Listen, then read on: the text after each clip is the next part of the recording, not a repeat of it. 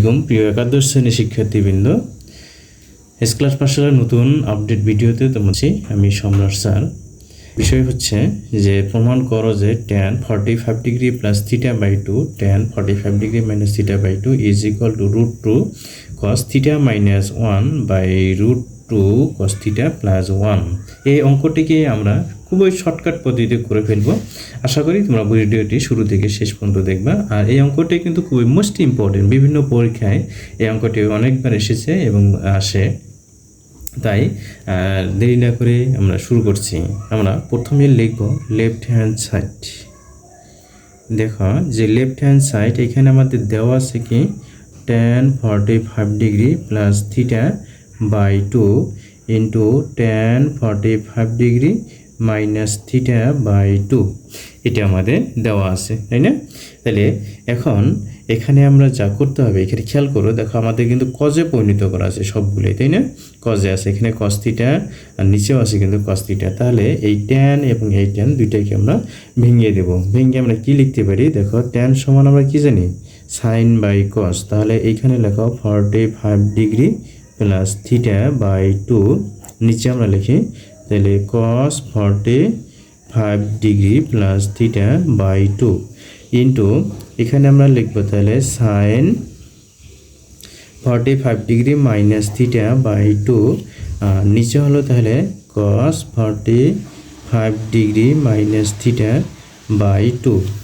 ওকে, এখন আমরা নিচেরটা তাহলে এখানে গুণ চিহ্ন আকার আছে, আমরা গুণ চিহ্ন আকারে লিখে দেব তাহলে sine 45 degree plus theta by 2, এখানে তাহলে আমাদের sine 45 degree minus theta by 2, আর নিচে হলো তাহলে cos 45 degree plus theta by 2, এখানে আমাদের তাহলে cos 45 degree minus theta by 2। এখন আমরা উপরে একটা 2 নেব আর নিচে একটা 2 নেব। তাহলে এখন আমরা যে ফর্মুলা ব্যবহার করব, দেখো যে এখানে আমরা কিছু ব্যবহার করে লিখব। ওকে, আশা করি তোমরা খুব সহজেই অঙ্কটা বুঝতে পারবা। তাহলে আমরা এখন দেখো লিখি, তাহলে উপরে আমরা কি লিখব, এই দুইটাই দেখো যে a মাইনাস বি, মানে তাহলে এখানে আমাদের এটা হলো বড় আর এটা হলো ছোট, তাহলে a মাইনাস বি এটাকে যোগ চিহ্ন এটা লিখে বিয়োগ চিহ্ন দিয়ে এটা লিখবো। তাহলে আমরা লিখি তাহলে cos 45 degree plus theta by 2 মাইনাস তাহলে এখানে 45 ডিগ্রি মাইনাস থিটা বাই 2, তারপরে লেখো মাইনাস চিহ্ন দিয়ে আবার cos, এখানে হলো তাহলে 45 ডিগ্রি প্লাস থিটা বাই 2 প্লাস 45 degree minus theta by 2। Okay, তাহলে আমরা নিচে আমরা অনুভাবে লিখব। নিচে আমরা কি লিখবো তাহলে এখানে আমাদের cos আসবে, তাই না? আগে আমাদের তাহলে প্লাস চিহ্ন আকারে লিখবে এখানে, আর এটা দিব আমরা মাইনাস চিহ্ন।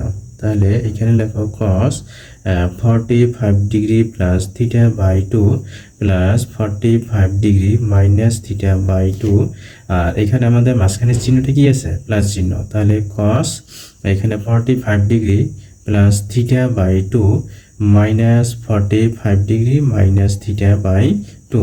ওকে, নেক্সটে আমরা যা লিখতে পারি, দেখো এখানে আমরা সরল করে দেবো। তাহলে উপরে আমরা সরল করে দিলে কত পাবো, 45 degree plus theta minus 45 degree plus theta, আর নিচে হলো 2, আর মাইনাস চিহ্ন দিয়ে এখানে তাহলে আমাদের লসাগু হলো কত, 2 45 degree plus theta minus 45 degree minus 45 degree, sorry এখানে প্লাস, এটা তাহলে মাইনাস বাই হলো 2।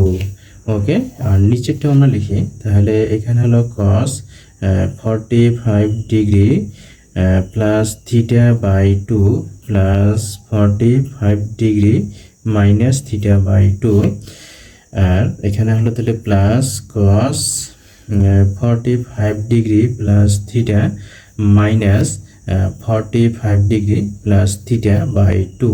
ওকে, তাহলে এখানে আমরা থিটা কেটে দেবো, 45 ডিগ্রি কেটে দেই, সরি এখানে তাহলে আমাদের এটা একটা ভাগচিহ্ন লিখতে হবে, এখানে লেখো প্লাস চিহ্ন, এখানে মাইনাস থিটা প্লাস থিটা কাটা, এখানে 45 ডিগ্রি কেটে দিলাম। তাহলে আমরা আমরা নেক্সটে কি লিখতে পারি, দেখো যে এখানে হলো থিটা থিটা, তাহলে 2 থিটা উপরে লিখতে পারি আমরা কস থিটা, আর মাইনাস এখানে 45 ডিগ্রি 45, তাহলে কত ডিগ্রি 90 ডিগ্রি, 90 ডিগ্রি অর্ধেক তাহলে কত 45 ডিগ্রি, তাই না? আর নিচে তাহলে এখানে আমাদের আসতেছে কস 45 ডিগ্রি আর প্লাস কস থিটা। ওকে, এখন কস 45 ডিগ্রির মান কত, cos theta minus cos 45 degree মান হলো 1/√2, আর নিচে হলো তাহলে 1/√2 প্লাস কস থিটা। ওকে, এখন এখানে আমরা লিখতে পারি তাহলে √2 কস থিটা মাইনাস 1, আর নিচে আমরা লিখতে পারি তাহলে 1 plus √2 cos theta is equal two, তাহলে আমরা শুধু একটু সাজাই লিখব কস থিটা মাইনাস 1, আর এখানে √2 cos theta plus 1 is equal to right side. Okay, আশা করি তোমরা অঙ্কটা বুঝতে পারছো। আর যদি কোনো সমস্যা হয় তাহলে অবশ্যই লাইক কমেন্ট এবং শেয়ার করে কমেন্টে জানাই দিবে, আমি পরবর্তীতে এটা তোমাদেরকে বুঝিয়ে দেওয়ার চেষ্টা করব। আশা করি তোমরা এটা শেষ পর্যন্ত ছিল, এই জন্য সূত্রকে শেষ পর্যন্ত দেখা যায়। তোমরা অসংখ্য